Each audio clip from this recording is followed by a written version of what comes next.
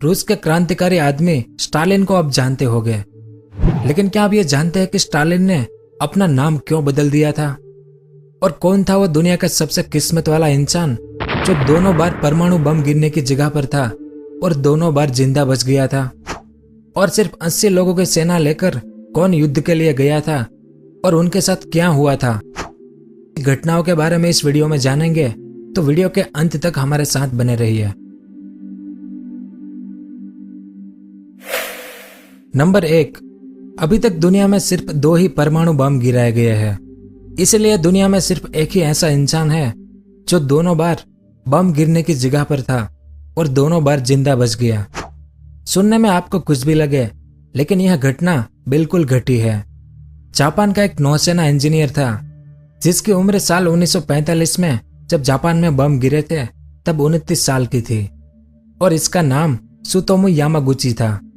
असल में उस समय सुतोमू 3 महीने की एक बिजनेस ट्रिप के लिए हिरोशिमा शहर में आया था और तभी 6 अगस्त साल 1945 के दिन अमेरिका ने हिरोशिमा शहर पर पहला परमाणु बम गिराया और जहां बम गिरा था वहां से सुतोमू लगभग 2 किलोमीटर की दूरी पर था।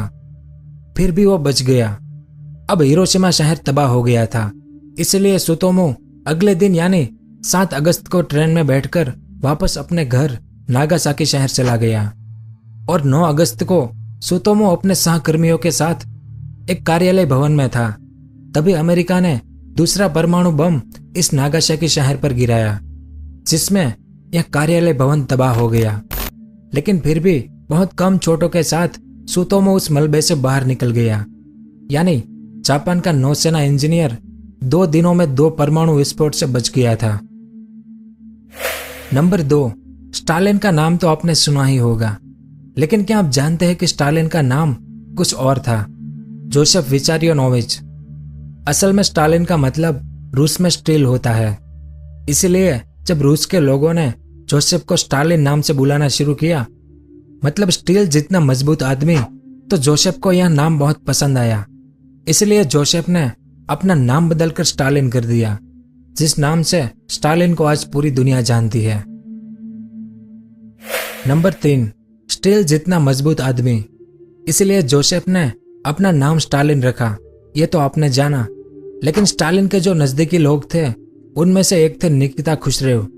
उन्होंने एक किताब लिखी है और इस किताब में उन्होंने लिखा है कि लोगों को लगता था कि स्टालिन बहुत मजबूत आदमी था, लेकिन असल में स्टालिन बहुत डरा हुआ आदमी था। जैसे स्टालिन खाना खाने से पहले वो खाना अपने 3-4 नजदीकी लोगों को खिलाता था और देखता था कि क्या वे सब जिंदा है, खाने में किसी ने जहर तो नहीं मिला दिया।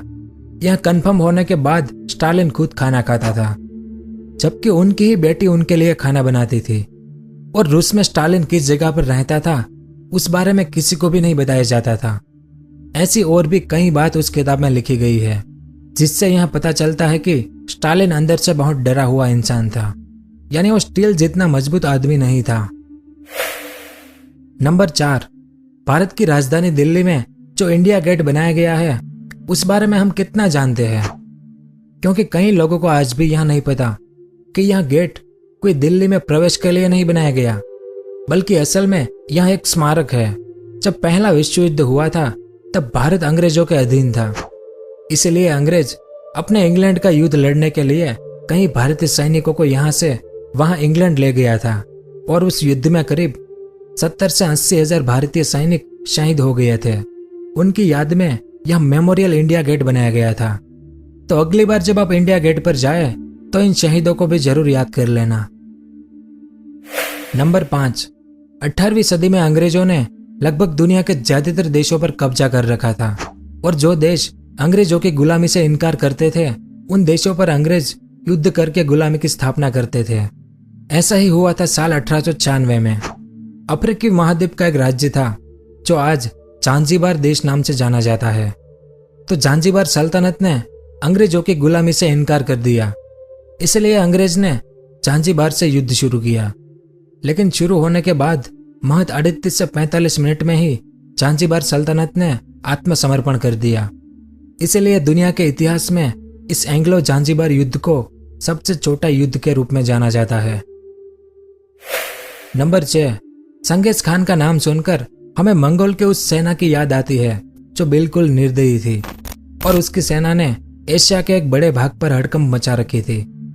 पर क्या आप जानते हैं कि असल में चंगेज खान सभी धर्मों के प्रति सहिष्णु था। वो किसी भी धर्म को नीचा नहीं मानता था।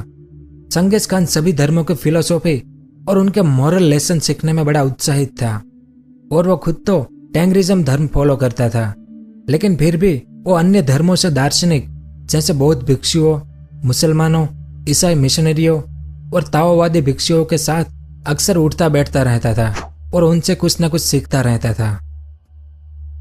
नंबर 7, आज तक के इतिहास में अगर दुनिया की सबसे बड़ी मूल्यवान यानी वैल्यूएबल कंपनी कोई थी तो वो थी डच ईस्ट इंडिया कंपनी। आज इस कंपनी की कीमत करीब 4.4 ट्रिलियन डॉलर है, यानी हमारे पूरे भारत की इकोनॉमी से भी ज्यादा। और ईस्ट इंडिया कंपनी जो कि इंग्लैंड की कंपनी थी और Dutch east India company Dutch लोगों की यानी नेदरलैंड की कंपनी थी। इन दोनों कंपनी को आप एक ही मत समझना, दो अलग अलग सरकार की कंपनी थी। नंबर 8, दुनिया का सबसे पुराना समाचार पत्र कौन सा है? शायद इस बारे में आपको पता होगा, लेकिन क्या आप ये जानते हैं कि हिंदी भाषा का सबसे पुराना यानी सबसे पहला समाचार पत्र कौन सा है? असल में हिंदी भाषा का सबसे पुराना समाचार पत्र उदंत मार्तंड है, जिसका प्रकाशन पहली बार 30 मई साल 1826 को शुरू हुआ था। यह उस समय की भारत की राजधानी कोलकाता से शुरू हुआ था और हर मंगलवार को पब्लिश होता था और इसके एडिटर थे जुगल किशोर शुक्ला नाम के व्यक्ति। नंबर 9, क्या आप जानते हैं कि जब इजराइल देश को बनाया गया तो सबसे पहले उस देश के राष्ट्रपति के लिए किसे चुना गया था? अल्बर्ट आइंस्टाइन को। बिल्कुल, आइंस्टाइन को कहा गया था कि आप इजराइल के राष्ट्रपति पद को संभालें। अब आइंस्टाइन कोई इजराइल के नागरिक नहीं थे, वो जर्मनी के नागरिक थे और एक भौतिक वैज्ञानिक थे, लेकिन वे यहूदी धर्म के जरूर थे, इसलिए आइंस्टाइन को चुना गया। लेकिन जानकर बड़ा आश्चर्य होगा आपको कि अल्बर्ट आइंस्टाइन ने इजराइल के राष्ट्रपति पद को ठुकरा दिया था और यह घटना हुई थी साल 1952 में। आइंस्टाइन ने कहा था कि मैं दुखी और शर्मिंदा हूं कि मैं इसे स्वीकार नहीं कर सकता। मेरा सारा जीवन मैंने भौतिकी विज्ञान में गुजारा है, इसलिए मेरे पास लोगों के साथ उचित व्यवहार करना और राजनीतिक कामों का अनुभव, इन दोनों का ही अभाव है, इसलिए मैं इस पद पर नहीं बैठ सकता।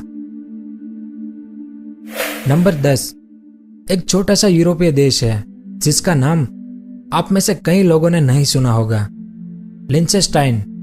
बात है साल 1866 की, जब इस देश का मुखिया ने इटली देश पर हमला कर दिया।